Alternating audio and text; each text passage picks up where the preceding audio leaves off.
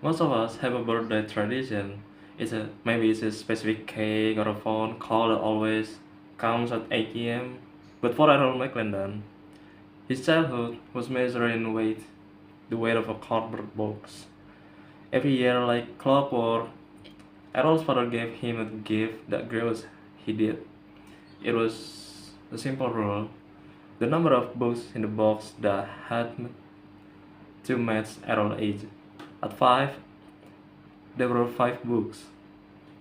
At 10, there were 10. By the time he was a teenager, Errol wasn't just receiving a gift, he was receiving a library. It was their secret language, a bond worth of paper and ink. But then the world stopped. Errol's father passed away. In a quiet aftermath of grief, Errol reached his next birthday. He expected the silence. He expected the tradition to be buried alongside his father. But then a box appeared, and inside, the exact number of books to match his age. You see, Errol's father knew he wouldn't be there for every milestone. He knew he wouldn't see his son graduate or turn into a man. So he had gone to a local bookstore and pre-select, prepaid, and prepackaged boxes for years into the future. He had essentially programmed his presence into Errol's life from beyond the grave. Each year, the box arrived. Each year, it was a miracle. Errol describes the 17 years and the 18, the legal threshold of adulthood. He opened that box of 18 books with a heavy heart.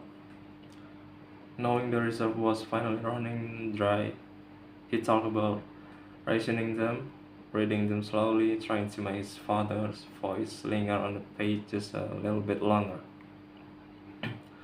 Then came the 19th birthday.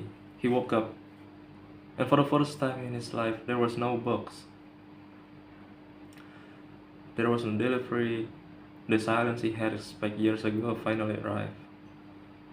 But in that silence, Errol realized something profound.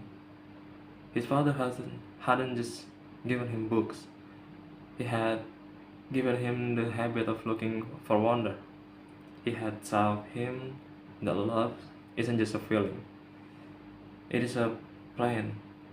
It's an action that it is an action that it goes long after the person is gone. Errol McLendon's story reminds us that we are all authors of the legacy we leave behind. We might we might not leave books of books, but we leave memories that act as a milestone. So, as we think about our own story, we should ask ourselves, what are we preparing for the people we love? What words or tradition are we leaving behind that will continue to speak for us when we can no longer speak for ourselves? Because as Errol learned, a gift doesn't have to be expensive to be eternal. It just has to be written from the heart. Thank you.